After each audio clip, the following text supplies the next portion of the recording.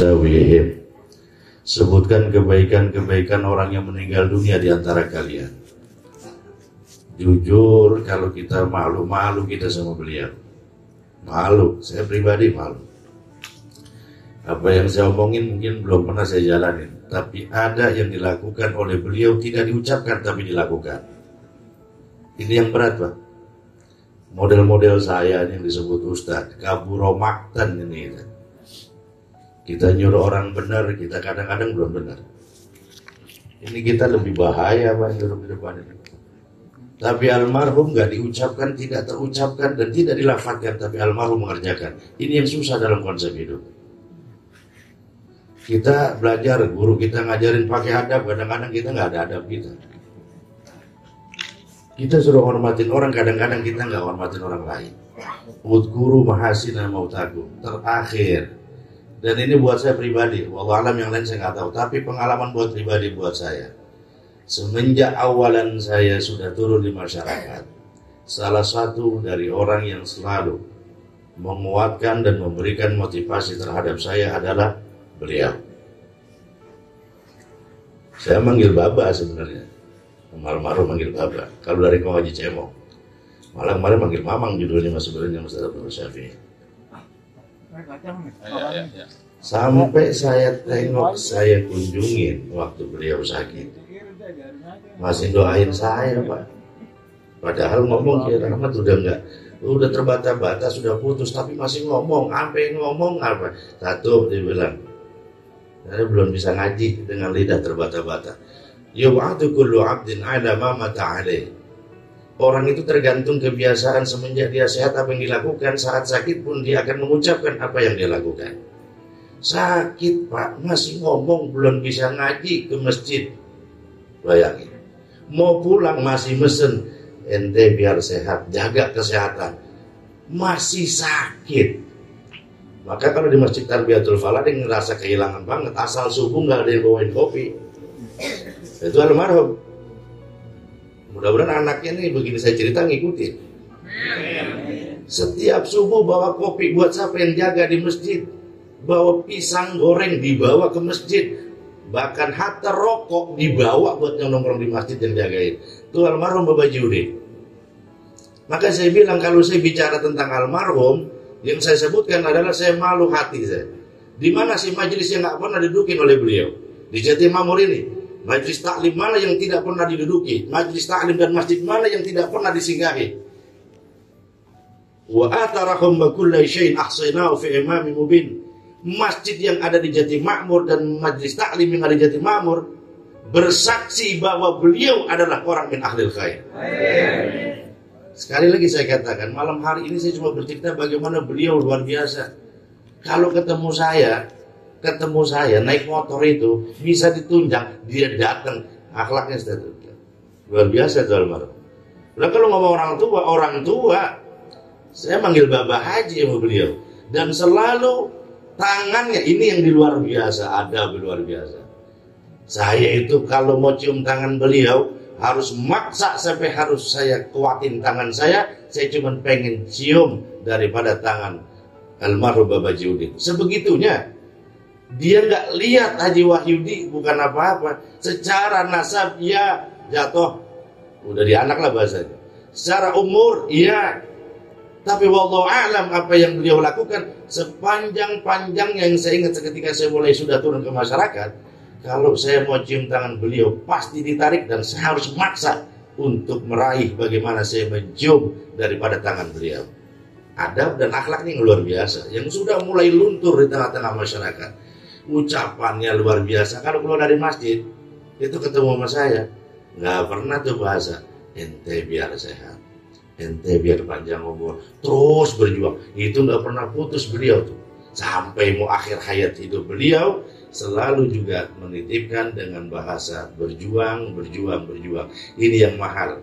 Nah, malam hari ini saya dan keluarga besar saya di sini diingatkan oleh perilaku beliau yang luar biasa. Yang di awal juga saya katakan tadi, beliau tidak bertutur kata, berucap kalimat, tapi beliau melakukan dengan sikap dan tingkah laku yang sekarang orang ini mulai sudah hilang di sini.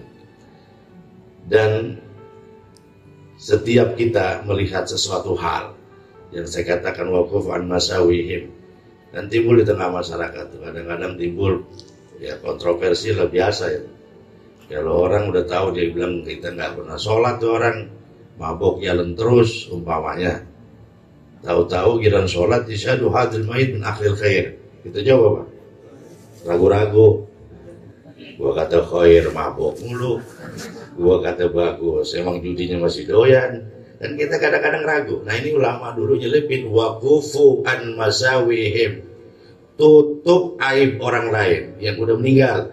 Yang kalau dia baik, sebutkan kebaikannya. Kalau dia buruk, waqufu, tutup, udah bukan urusan kita. Ini agama menuntun, mengajarkan. Jangan suka celutak ngurusin urusan orang lain. Ada orang pernah ngomong tentang Arab Mekah, Madinah.